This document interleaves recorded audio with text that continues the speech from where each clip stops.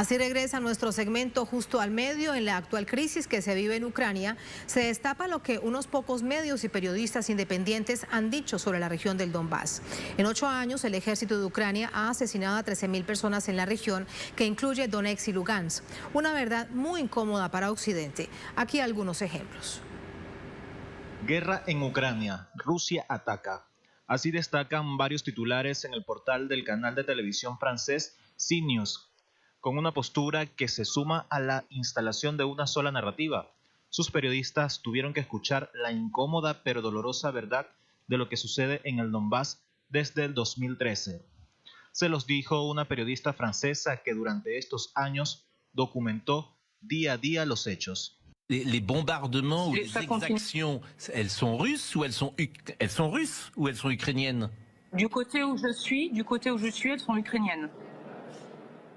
Les Russes sont au cœur du pays. Et côté Donbass, donc près de la ligne de front, à Lugansk où je vais bientôt me rendre, c'est l'armée ukrainienne. Je suis désolée de choquer tout le monde. Non, pas du tout. Mais pas du tout, au contraire. Et je ne défends pas Poutine. Hein, c'est simplement, moi je suis au plus près des civils. J'étais l'an dernier en Arménie. Je ne prends pas de position, simplement. Ce que vous dites est factuel. Ce que vous dites est factuel. Et ces populations aujourd'hui a bombardé sa population. Les enfants ont vécu 8 mois dans des caves. Y más adelante, la también documentalista ofrece algunos ejemplos de los ataques contra la población rusoparlante de Lugansk y Donetsk por parte del ejército ucraniano. Hier, j'étais avant-hier dans une école. 2 institutrices ont été coupées en deux, le corps coupé en deux. Je rencontre j'ai mis des photos sur mon mur Facebook, des babouchkas, parce que les gens qui n'ont pas, les plus âgés, les retraités n'ont pas pu quitter la zone. Donc les civils sont touchés, soit par l'artillerie lourde, soit par des grades. Enfin bon, je suis pas une spécialiste de l'armement. En tout cas, je vous confirme qu'ici, dans la région du Donbass, côté russophone, encore aujourd'hui, ça bombarde. Y allí está en su cuenta en Facebook. La periodista explica que en Donetsk hay una abuela de 83 años que narra cómo la casa de su vecina fue volada por un proyectil ucraniano. C'est sa maman. Donc ce monsieur, c'est sa maman. Voilà le stress des civils au quotidien depuis 2014. J'insiste bien. Según organizaciones de derechos humanos, entre el 2013 y 2022 han sido asesinadas 13.000 personas por parte del ejército de Ucrania y los grupos neonazis como Sector Derecho. Desde América Latina, este portal lo reseñó el pasado 22 de febrero. Con el título Crímenes de guerra en el Donbass, informó que en el 2014 2.000 civiles fueron asesinados, incluidos 35 niños, y agrega que hasta el 2021 se descubrieron más de 16 fosas comunes. Бабушка, Даша, мама и я вообще пришли сюда. Да, было скучно тут. Вообще будет скукотень. Y como pocos, nuestra cadena se sumó a esta denuncia invisibilizada por los líderes políticos europeos o el sistema internacional de derechos humanos. En 2015, un equipo de Telesur llegó a esta región ya autoproclamada independiente de Ucrania, rebelada contra el golpe de Estado al presidente Yanukovych. Escuelas, hospitales, edificios civiles, minas o mercados han sido objetivo durante meses de la artillería ucraniana, dañando así gravemente la economía de la región.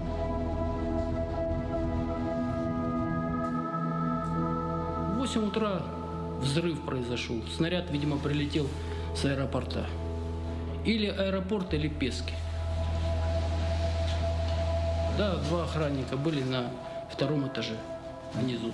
Ну, я был и напарник мой. Нормально все, но... En una clara violación del derecho de la guerra o derecho internacional humanitario, durante 8 años, los civiles de esta región del mundo se convirtieron en objetivo militar de un gobierno. No tiene otro nombre: crimen de lesa humanidad. La llamada más media hizo silencio. ¿Por qué lo hizo? Es parte del análisis. Para ello nos acompaña desde España Sema Sánchez, miembro de la Red de Intelectuales y Artistas en Defensa de la Humanidad, capítulo España. Dirige el canal y el programa Tertulias en Cuarentena. Sema, bienvenido, muy buenas noches, bienvenido a la edición central de Telesur.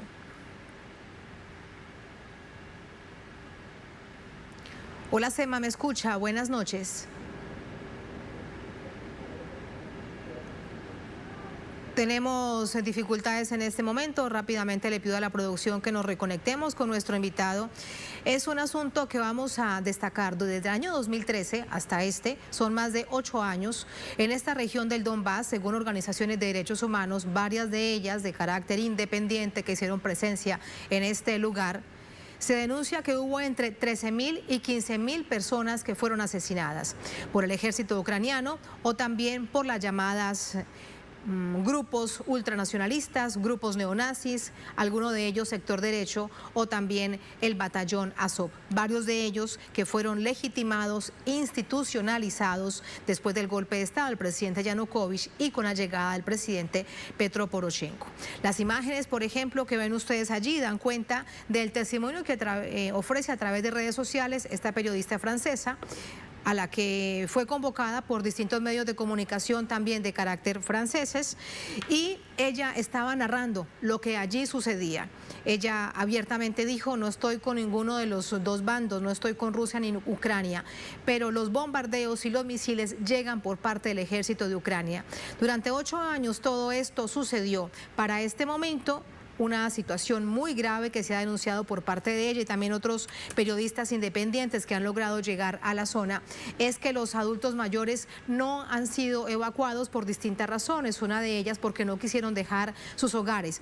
Esta mujer que ven ustedes allí, por ejemplo, esta abuela de más de 80 años, vio cómo la casa de su vecina tuvo el impacto de un misil. Recordemos que en estas regiones de Donetsk y de Lugansk habitan por lo menos entre 4 y 5 millones de personas. Muchos de ellos, desde hace ya más de una semana, fueron desplazados con la autorización de Rusia hacia la frontera de este país a una serie de refugios. Además, recordemos que estas regiones de Donetsk y de Lugansk tienen una historia independentista. Después del golpe de Estado se rechazaron de una manera enfática todo esto sucedido en la llamada Plaza Euromaidán, y allí decidieron entonces autoproclamarse como repúblicas independientes. Antes de la acción tomada por Rusia de esta operación militar en esta región del Donbass para proteger a esta población civil, que la mayoría de ella habla el ruso y por ancestro y por historia son rusos, bueno, el gobierno de Rusia las ha calificado como independientes. Esto también ha sido utilizado por parte de Occidente para condenar la agresión a Rusia. Lamentablemente no logramos la conexión con nuestro invitado. Vamos a seguir ofreciéndoles contexto. En medio de todo ello vemos medios occidentales que intentan instalar una sola narrativa. Rusia es la malvada agresora. Vemos como, por ejemplo, desde la Unión Europea y también desde otros gobiernos occidentales se ha bloqueado por completo la señal de Russia Today, la señal de Sputnik. Se instala entonces una sola narrativa ante medios de comunicación que tienen muchas otras cosas que decir. Sema Sánchez con nosotros. Sema, ¿me escucha? Buenas noches. Hola, buenas noches. ¿Qué tal, Tatiana? Muchísimas gracias. Nos preguntábamos si lo que sucedió durante 8 años, que poco, de alguna manera, tal vez por equivocación de algunos medios de comunicación que convocan, en este caso, a una periodista que les dice la verdad, que resulta además muy incómodo, fue un silencio oportuno, fue un silencio cómplice, fue un silencio intencional, porque ahí estaban los hechos, pero no se dijeron. Sí, bueno, absolutamente intencional y cómplice, porque además no hablamos de un mes ni de un año.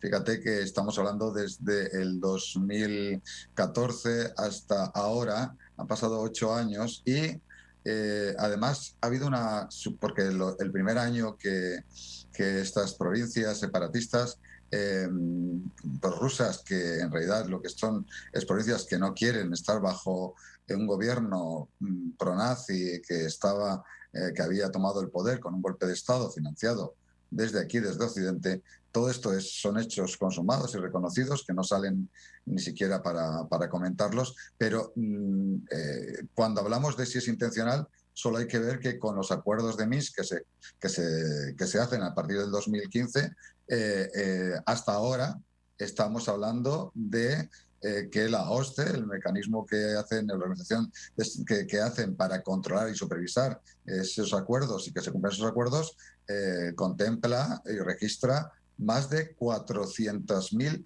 violaciones de alto el fuego. La cifra de muertos está reconocida por la ONU como más de 13.000 muertos en estos 8 años. O sea que intencional es, y el que no se haya alarmado nadie y el que todo el mundo piense que la guerra ha empezado hace 2-3 días es solo algo implantado por los medios de desinformación masiva.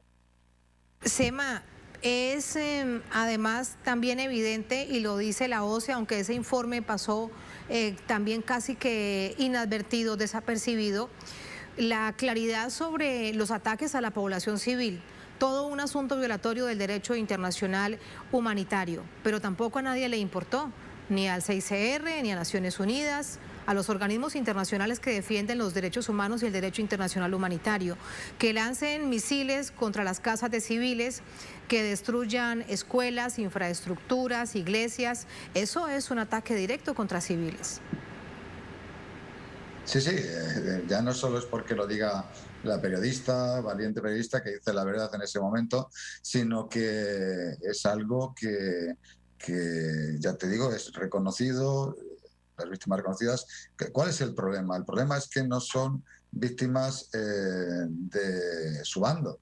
Y de hecho, fíjate todo el enorme despliegue que hay por una intervención que por primera vez tiene argumentos sólidos de verdad y de defensa de las vidas de mucha gente, que se reconoce que se está incumpliendo los acuerdos, se está incumpliendo todo lo que se había dicho. Entonces, en realidad, no ha habido nunca este despliegue ni por Irak, ni por Siria, ni por Libia, ni por ningún otro lugar en este formato, este despliegue y esta condena, incluso que quieren poner el Tribunal Penal Internacional a funcionar. Mira, ya era hora, pero vamos a empezar por los millones de muertos que se pueden adjudicar a Obama, Bush, a Clinton y a tantos otros que los tienen en su haber. ¿Y al ejército ucraniano o a los grupos neonazis que también han atacado a la población en el Donbass? ¿Habrá alguna probabilidad que la CPI también abra un capítulo de eso? ¿Pero quién lo dirá? ¿Quién lo exigirá? Yo es que tampoco creo mucho ni confío en los organismos internacionales acordados hasta ahora, ni siquiera la ONU, ¿no? Que parece que no funciona nada más que para el beneficio de unos pocos. ¿No? Quiero decir que estamos hablando de que incumplir resoluciones de la ONU es casi el deporte favorito de Israel, que ahora apoya en cambio y condena esta intervención. Es Estados Unidos quien ha hecho más vetos a todas las decisiones que se han hecho en el terreno humanitario. Por tanto, por la ONU, y la ONU sigue con una sede en Estados Unidos, que es uno de los mayores violadores de las leyes y de las legislaciones internacionales. Entonces yo creo que empezamos mal. Yo creo que lo que confío realmente es que Rusia termine esta intervención a través del diálogo, si el diálogo puede llevar a una parte coherente, o que termine esta desnazificación, esta desmilitarización y sobre todo también esta segunda parte, porque esta segunda parte nos retrotrae lo de la desmilitarización a algo que es también muy evidente. A Rusia este conflicto empezó en realidad ni siquiera hace 10 años, 8, sino que empezó hace ya 30 años, cuando se llegó a un acuerdo de defensa compartida de fin de la Guerra Fría, en que Gorbachev, estaba también Solana allí, Yeltsin en aquel momento el que firmó, pero bueno, Gorbachev fue el que hizo el acuerdo, y en la firma que se hizo en el 97, Yeltsin estaba allí con Solana y con toda esta gente, y se firmó realmente este pacto ya no de no agresión, sino de comunidad para la seguridad del mundo, que se había acabado la Guerra Fría. Y se incumplió absolutamente, y no solo eso, desde el 97 para ahora se han incorporado una docena de países que estaban, todos ellos repúblicas soviéticas próximos, pegados a lo que sería Rusia cada vez más, y ya evidentemente el paso de decir que vamos a meter a Ucrania en la OTAN, después de haber hecho además un golpe de Estado para, en teoría, acercarla a una Europa que no le convenía a ese país, los acuerdos con Europa en aquel momento, que además lo que han hecho ha sido empobrecerle y bueno, pues, pues con la otra maniobra que se suele hacer con los países, que la guerra económica, la guerra de la deuda, pero es que además ahora llegaron a decir que querían nuclearizar el país. Por lo que están saliendo noticias hoy, no confirmadas, pero podrían encajar perfectamente en el hecho de que Rusia, de que Putin haya dado un paso adelante, que sabe que es tan duro para su país. Ya llevamos centenares de muertos, de soldados muertos de rusos, y todo el daño económico y perjuicio que pueden hacerle a él, bueno, y un tiro en el pie a Europa, por cierto, pero ese daño yo creo que estaba asumido porque hay mucho más que no sabemos detrás y que parece que empieza a salir, como que hay unos planes realmente de desestabilización muy fuertes hasta el punto de querer una guerra real, montar una tercera guerra mundial. Hay un informe del think tank de Estados Unidos que es más potente para ellos, para sus planes de análisis geoestratégicos, y que este informe de RAND del 2019 ponía punto a punto todo este interés de provocar desestabilización, desinformación, ataque y realmente entrar desde Ucrania a Rusia. O sea que es todo revelador, ¿no? Esto es como cuando Wesley Clark dijo aquello de vamos a invadir, se encontró que el papel, vamos a invadir 7 países en los próximos años. Bueno, pues esto del informe RAND un poco explica toda esta desestabilización de esta zona de euroasiáticas. Y si lo revisamos de manera detallada, ese informe, pues la verdad es que se ha cumplido. Para este caso parece que las cosas no les han salido bien por la operación militar que realiza el gobierno ruso. Pero en todo esto, para volver al asunto del análisis mediático, Semas, hay un intento de instalar una sola narrativa, una sola verdad.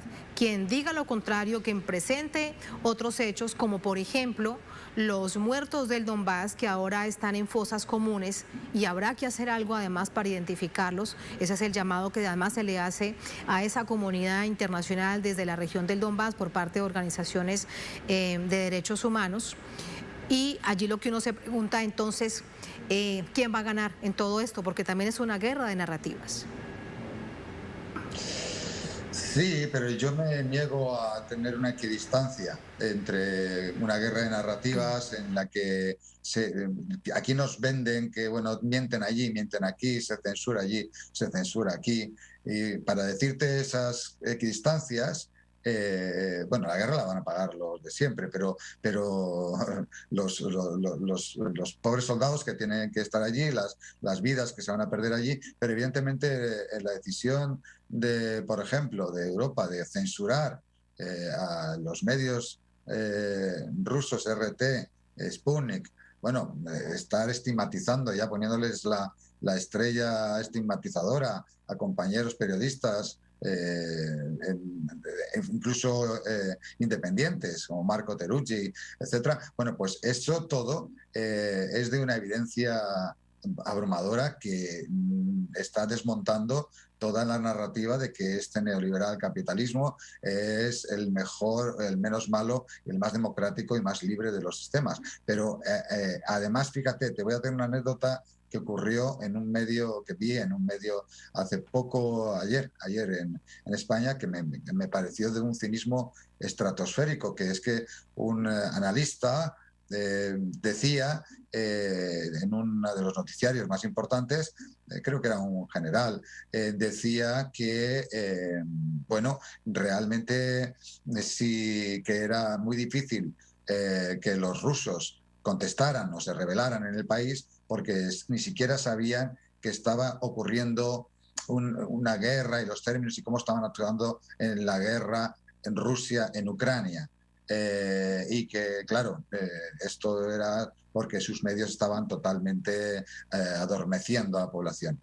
Todos sabemos que RT está cubriendo, y Sputnik, todo el tema de la guerra desde el primer minuto, 24/7, todos los días, con informes cada hora, con programas, con despliegue de medios, con reporteros, con todo. Quien ha cerrado ese medio para decir aquí luego esta mentira y avalar esta mentira diciendo que no tienen información es precisamente Europa, la que ciega ese medio para decir que no tienen información. No la puede cegar en Rusia, menos mal, pero la ciega para el resto de Occidente, que por tanto se come solo una versión de los hechos. Hay una guerra de narrativas, y la verdad es la primera que se pierde en las guerras. Dicen, sí, yo creería que eso es muy habitual, pero yo creo que cuando Siria peleó contra el mundo, peleó con verdades. Y se demostraron, y todo lo que dijeron ellos se demostró luego que sí que estaban diciendo verdad y quien mentía era Occidente.